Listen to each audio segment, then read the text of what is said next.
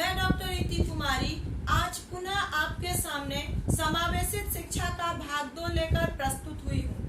पहला भाग में आपने पढ़ा कि समावेशित शिक्षा क्या है, इसके उद्देश्य क्या है और इसके सिद्धांत क्या है। आज हम पुनः आपको समावेशित शिक्षा की कुछ परिभाषाएं, समावेशित शिक्षा की प्रक्रियाएं और समावेशित शिक्षा के महत्व के बारे में बताएंगे। तो जैसे कि आप लोग सबको पता है कि कोई भी किसी भी विकास की पहली सीढ़ी शिक्षा होती है। शिक्षा के बिना कोई भी विकास संभव नहीं होता, चाहे वो देश का विकास हो, चाहे वो समाज का विकास हो, चाहे वो परिवार का विकास हो, चाहे वो बालकों का विकास हो, चाहे वो अन्य कोई भी विकास हो, उसके सबसे पहली कड़ी शिक्षा होती है। तो यहाँ पे हम आपको एक दोहा बताते हैं जो संस्कृत की एक प्रसिद्ध दोहा है। विद्या ददाति विनयम विनयाधाति पात्रताम पात्रेत्वम धनाप्नोति धनाधर्मम तथा सुखम। यानी विद्या ददाति विनयम, विद्या ही वह रास्ता है, विद्या ही वह कड़ी है जो हमें विनय सिखाती है, सच्चरित्रता सिखाती है। विनयाधाति पात्रताम, और विनय ही वह है जो एक सुपात्र को जन्म देता है, जो एक बालक को सुपात्र बनाता है, जो एक मानव को सुपात्र बनाता है। और पात्रेत्वम धनाप्नोति, जब तक सुपात्र नहीं होगा तब तक उसके पास लक्ष्मी का वास नहीं होगा।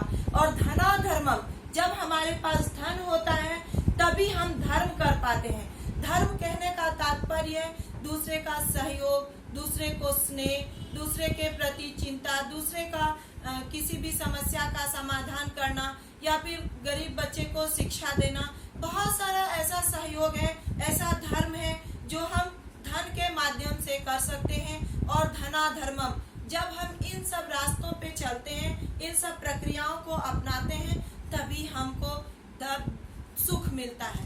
धनाधर्मम तथा सुखम। तो इन सब प्रक्रियाओं से गुजरने के लिए सबसे पहला हमारा जो कड़ी है, हमारा जो सीढ़ी है, वह है शिक्षा। तो ये शिक्षा किसी भी मुख्य बिंदु को ना मिलकर, किसी भी एक खास समूह को ना मिलकर, ये सभी समूह को मिलना चाहिए।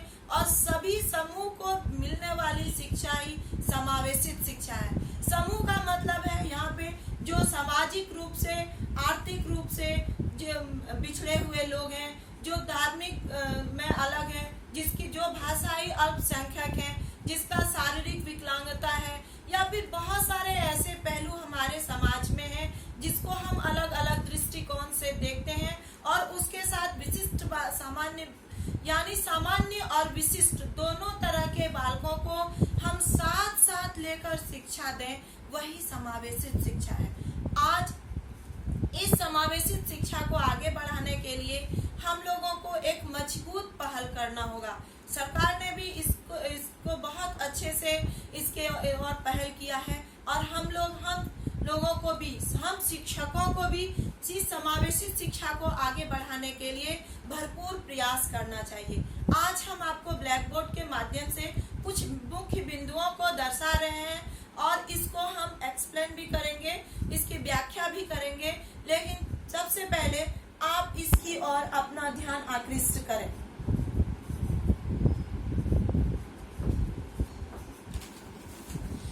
तो डियर स्टूडेंट, जैसे हम आपको परिभाषा की बात करें तो 2-3 परिभाषा जो हम अभी आपके सामने रख रहे हैं। तो सबसे पहली परिभाषा हम आपको बता रहे हैं, स्टीफन और ब्लैक हार्ट के अनुसार इस शिक्षा की मुख्य धारा का अर्थ बाधित बालक एवं बालिकाओं जो शारीरिक एवं मानसिक रूप से सामान्य बालक एवं बालिकाओं की अपेक्षा कम क्षमता रखते हैं को सामान्य विद्यार्थियों के साथ एक ही कक्ष में शिक्षा की व्यवस्था करना, जिससे उनको सामान्य विद्यार्थियों की तरह ही आगे बढ़ने का अवसर प्राप्त हो और उन्हें हीन भावना का एहसास ना हो। दूसरा, यर्सेल के अनुसार समावेशित शिक्षा की सहायता से सभी विद्यार्थियों की योग्यता, लिंग, जाति, भाषा, बुद्धि, सामाजिक व आर्थिक स्थिति, विकलांगता आदि स्थितियों के किसी भी प्रकार के नकारात्मक प्रभाव के बिना पूरे आत्मविश्वास के साथ शिक्षा ग्रहण करते हैं। यस दुबे के अनुसार समावेशित शिक्षा एक ऐसी शिक्षा प्रणाली है जो छात्रों की योग्यता, क्षमता, शारीरिक एवं आर्थिक स्थितियों के अनुरूप शिक्षा प्रदान करती है। चौथा है हमारा आर के शर्मा के अनुसार समावेशित शिक्षा एक ऐसी शिक्षा प्रणाली है जिसका उपयोग करके प्रतिभाशाली और शारीरिक रूप से अक्षम छात्रों को एक साथ शिक्षा दी जाती है।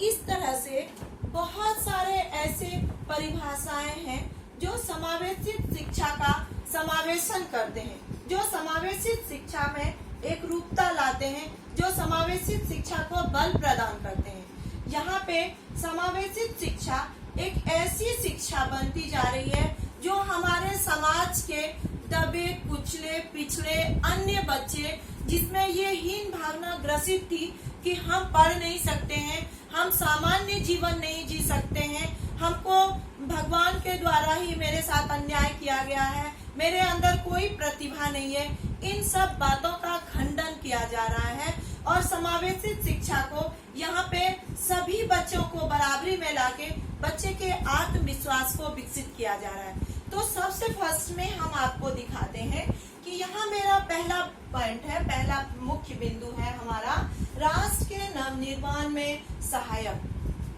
जैसे कि इस बात को हम पहले भी रखे हैं आपके सामने, राष्ट्र का निर्माण सब तभी संभव है जब सब कोई एक साथ, एक विकास, एक सोच, एक विचारधारा के साथ आगे बढ़े। हम क्लास में भी अपने छात्रों को यही बताते हैं, अर्ध परिवर्तन का मतलब सिर्फ परिवर्तन ही होता है। अगर मेरा परिवर्तन आधा है, वो संपूर्ण नहीं हो पाया, तो वो परिवर्तन ही है। और पूर्ण परिवर्तन का मतलब है विकास। तो आज समावेशित विकास में हमारे देश में परिवर्तन दिख रहे हैं। जिस दिन हमारे बच्चे 100% शिक्षित हो जाएंगे, उस दिन हमारा देश का नव निर्माण होगा। भारत का सोने की चिड़िया जिसको हम लोग बोलते हैं, इसका फिर से पुनः निर्माण होगा और हम लोग शान से फिर से गौरवान्वित होकर कह पाएंगे कि हम भारतवासी हैं। तो राष्ट्र के निर्माण में सबसे पहले जरूरी है हर बालकों को सही शिक्षा, हर बालकों का सही पोषण, हर बच्चे का सही मार्गदर्शन और हर बच्चे का नवजीवन का सही निर्माण। आगे हम आपको बताते हैं, दूसरा मेरा पॉइंट है नागरिकों में सहयोग की भावनाओं का विकास। हम जब भी समावेशित शब्द का उल्लेख करते हैं, जब भी समावेशन का उल्लेख करते हैं, तो यहाँ पे एक शब्द हमारा आता है कि यहाँ पे सहयोग की भावनाओं का विकास होता ही है। जहाँ भी समूह है वहाँ सहयोग है, जहाँ एकता है वहीं पे हम लोग विकास देखते हैं। तो यहाँ पे नागरिकों में सहयोग की भावनाओं का विकास होना संभव ही है, क्योंकि जब हम सब तबके के बच्चे को, सभी श्रेणी के बच्चे को, चाहे वो किसी जाति, किसी वर्ग, जो आर्थिक रूप से पिछड़ा हो, शारीरिक रूप से पिछड़ा हो, मानसिक रूप से पिछड़ा हो, भाषाई अल्पसंख्यक हो या किसी भी तरह के बच्चे को जब हम ग्रुप में, समूह में लेके चलेंगे, तो वहाँ पे सच में सही रूप से सहयोग की भावना का विकास होगा। मेरा तीसरा पॉइंट है शिक्षा के गुण एवं स्तर पर ध्यान देना। यहाँ ये सबसे मुख्य बिंदु माना जाता है। किसी भी छात्र का जो कि अपने जीवन के सीढ़ियों में आगे बढ़ रहे हैं, जो अपने विकास के क्रम में है, वैसे बच्चे के गुण एवं स्तर पर ध्यान देना एक अभिभावक, एक सामाजिक कार्यकर्ता और एक शिक्षक तीनों का है। जब तक हम लोग बच्चे के गुण एवं स्तर पर ध्यान नहीं देंगे, तब तक उसका समुचित विकास होना संभव नहीं है।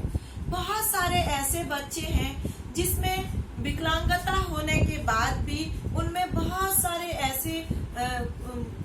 ऐसी प्रतिभाएं होती हैं जिसको हम लोग नजरअंदाज कर देते हैं। तो यहाँ पे हम लोग एक शिक्षक होने के नाते क्या करना चाहिए कि उनकी प्रतिभाओं पे ध्यान देना चाहिए, उनके गुणों पे ध्यान देना चाहिए, उनके स्तर पर ध्यान देना चाहिए और उनकी प्रतिभाओं को निखारने का काम करना चाहिए। अगर किसी बच्चा का स्तर निम्न स्तर का है, निम्न स्तर का मतलब उनका बौद्धिक स्तर निम्न है और वो विशिष्ट बालकों से मुकाबला नहीं कर पा रहे, वैसे भी बच्चे को हमको ध्यान देना चाहिए और उसको समूह में ले जाके उसको अन्य क्रियाकलापों के माध्यम से भी शिक्षा देना चाहिए। हमारा अगला चौथा पॉइंट है समानता का उपयोग। जब हम लोग सबको साथ में लेके चलने की बात कर रहे हैं तो यहाँ समानता की ही बात है। हमारे संविधान में भी हमको समानता का अधिकार प्राप्त है, यानी हर जाति, हर वर्ग, हर धर्म, हर लिंग के लोगों को, बच्चों को समानता का अधिकार पाने का हक है। वो सभी जगह पे समान है। और अब तो शिक्षा का अधिकार अधिनियम भी प्राप्त हुआ है, उसमें हमको शिक्षा का अधिकार प्राप्त हुआ है। तो इस तरह से समानता का अधिकार का मतलब है सबको समान रूप से लेकर चलना। आगे है हमारा रंग, लिंग, जाति, धर्म, समुदाय का आधार। हम लोग अपने समाज में हमारा भारत धर्म निरपेक्ष है, बहुत धर्मों के लोग यहाँ रहते हैं, लेकिन हम लोग फिर भी इसको बहुत अच्छे से सब मिलजुल के रहते हैं। तो यहाँ पे हमारा जो समुदाय है, हमारा जो समाज है, इसमें बहुत धर्म के, जाति के, लिंग के लोग मिलते हैं। इसमें हम लोगों को इसको हम लोग आधार बनाए, इसको हम लोग एक बेस बनाए, ताकि हम इसको कमजोरी ना मान के, एक दूसरे के अवगुणों को ना ढूंढ के, इसको आधार बना के इस सबको साथ में लेके चलें और बच्चे को समुचित शिक्षा दें। आगे है हमारा सामाजिक समानता। हमको तो संविधान में समानता प्राप्त है। हमारे संविधान में हमको समानता का अधिकार, स्वतंत्रता का अधिकार, शिक्षा का अधिकार इत्यादि अधिकारों को प्राप्त हुआ है। फिर भी हम लोग समाज में देखते हैं छोटी छोटी जो हमारी कुप्रथाएं हैं, कुंठाएं हैं, हमारी भावनाएं हैं, इसके चलते हम लोग सामाजिक समानता को नहीं अपना पाते हैं। हमारे मन में कुछ संकुचित भावनाएं होती हैं, जिसको हम लोग सोचते हैं कि ये नीच जाति का है, ये उच्च जाति का है, रंग भेद करते हैं, लिंग भेद करते हैं, जाति भेद करते हैं, अर्थ भेद करते हैं। इस तरह से बहुत सारी हमारी भावनाएं छोटी छोटी जो हमारी कुंठाएं हैं, इसको लेके हम लोग समाज को विकसित नहीं कर पा रहे। तो हम सबसे पहले हमको सामाजिक समानता पे जोर देना होगा। ये सोचना होगा कि वो किसी लिंग, किसी जाति, किसी धर्म के हो, लेकिन सबसे पहले वह मानव है और सभी मानव को, सभी मनुष्य को एक साथ जीने का अधिकार है। समान अधिकार प्राप्त करने का भी उसको कानूनी अधिकार है। आगे है हमारा बालकों का विकास। जब हम लोग इन सब बिंदुओं को बहुत ध्यान पूर्वक देखेंगे, इसमें अमल करेंगे, इस पे चलेंगे, तो बालकों का विकास होगा। बालकों का विकास ही नहीं, बालकों का संपूर्ण विकास होगा। हम बालकों को ऐसी शिक्षा दे पाएंगे, ऐसे संस्कार दे पाएंगे, ऐसी परवरिश दे पाएंगे कि वह गौरव से कहेंगे कि हम भारत के नागरिक और एक अच्छे इंसान। तो स्टूडेंट, हम आपको यहाँ पे महत्व की चर्चा किए, इसको आप लोग ध्यान से देखेंगे, पढ़ेंगे और अपने मन में भी मंथन करेंगे कि ये सब जितने भी मुख्य बिंदुएं हैं, इसमें और क्या क्या बिंदुएं हो सकते हैं और आप इसमें और आगे क्या कर सकते हैं, इसकी सोच भी आप इसके साथ जोड़ेंगे। आगे हम इसकी प्रक्रियाओं के बारे में आपको बताने जा रहे हैं। तो इसकी पहली प्रक्रिया है सामान्यीकरण। यहाँ पे सामान्यीकरण की जो प्रक्रिया है वो एक तरह से समानता की प्रक्रिया के साथ ही चलते हैं, यानी हम समाज के सभी वर्गों को साथ में लेके चलें, उनके जीवन स्तर को ना देखते हुए, उनके जाति स्तर को ना देखते हुए, उनको हम यहाँ पे लिंग भेद ना करते हुए सबको साथ में लेके चलें और समाज को एक समानता के साथ, एक सामान्यीकरण के साथ जुड़ें। दूसरा है हमारा संस्था रहित शिक्षा। हमारे समाज की, जो हमारे देश की जो पहली शिक्षा व्यवस्था थी, वहाँ पे जो बुद्धिहीन बच्चे थे, जो विकलांग बच्चे थे और जो विशिष्ट बच्चे थे, यानी सामान्य और विशिष्ट बच्चे को अलग अलग शिक्षा दी जाती थी। उसके लिए अलग अलग संस्थाएं बनाई जाती थी, बच्चे वहाँ रहते थे। और जो विशिष्ट बच्चे होते थे वो सामान्य बच्चे को अलग रूप से देखते थे। कुछ ऐसे विद्यालय थे, ऐसी संस्थाएं थी जहाँ पे सिर्फ विकलांग बच्चे पढ़ते थे। तो विकलांग बच्चे को देखकर अच्छे बच्चे के मन में एक हीन भावना पनपती थी कि अरे इसको तो, ये तो विकलांग है, इसको भगवान ने ही अधूरा बनाया, ये अच्छे नहीं है, ये कुछ नहीं कर सकते, ऐसी भावना। ऊपर से विकलांग बच्चे के मन में ये होता था कि नहीं, हम तो अधूरे हैं, हम कभी कुछ नहीं कर सकते, मेरे अंदर कोई प्रतिभा नहीं है। तो सबसे पहले संस्था रहित शिक्षा होनी चाहिए, ऐसी संस्थाओं को खत्म करना चाहिए और सबको एक साथ शिक्षा देनी चाहिए। आगे हमारा है शिक्षा की मुख्य धारा। शिक्षा की मुख्य धारा का मतलब यहाँ पे ये है कि जो बच्चे हैं, यानी दोनों तरह के बच्चे, विशिष्ट बच्चे और सामान्य बच्चे, दोनों बच्चे को शिक्षा के मुख्य धारा के साथ जोड़ना। यानी हमारे सर्व शिक्षा अभियान की जो उद्देश्य था, जो अभी समग्र सर्व शिक्षा अभियान में बदल दिया गया है, तो सर्व शिक्षा अभियान का सबसे पहला उद्देश्य था 100% नामांकन, 100% उपस्थिति और 100% ठहराव। यानी बच्चे का जो ये 3 उद्देश्य था, यानी इसका मूल उद्देश्य हुआ कि बच्चे का 100% नामांकन और उसको 100% शिक्षा के साथ जोड़ना, समावेशन करना। यहाँ पे सभी तरह के बच्चे की बात कही गई थी। तो हम लोग इन सब बातों को आज जितने भी हमारे मुख्य बिंदु में हम लोग चर्चा किए, तो आप यहाँ पे ध्यान दिए होंगे कि हमारा जो मुख्य बिंदु था, ये समावेशित शिक्षा को, समावेशित शिक्षा के विकास को या समावेशित शिक्षण को एकदम से आपके सामने क्लियर कर रहे हैं और आप इसको ध्यान से देख रहे हैं, आप इसको ध्यान से समझ रहे हैं। तो छात्रों, आप लोग इसको और अच्छे से जानने के लिए हम जो अगला वीडियो बनाएंगे उसको भी आप ध्यान से देखेंगे। तब तक आप इसका अध्ययन करें, इसको ध्यान से पढ़ें, इसका मंथन करें, इसका चिंतन करें और सोचें कि समावेशित शिक्षण को आगे बढ़ाने के लिए आप और क्या कर सकते हैं और हमारा समाज, हमारा परिवार और हम खुद इसमें किस तरह से अपने बढ़ चढ़ के भागीदारी दे सकते हैं। साथ में आपके लिए एक होमवर्क ये भी रहा कि आप इसके जितने सारे पॉइंट्स को हम डील किए हैं, जितने सारे मुख्य बिंदु की चर्चा हम यहाँ किए हैं, सबको आप एक कॉपी में नोट्स की तरह बनाएं और उसको अच्छे से पढ़ें और हमारी बातों को ध्यान से सुनें। आगे हम आपको तीसरा भाग लेके आएंगे, जिसमें आपका समावेशित शिक्षण का ये टॉपिक कंप्लीट हो जाएगा और फिर हम लोग दूसरे और वीडियो में दूसरा टॉपिक लेके आपके सामने आएंगे।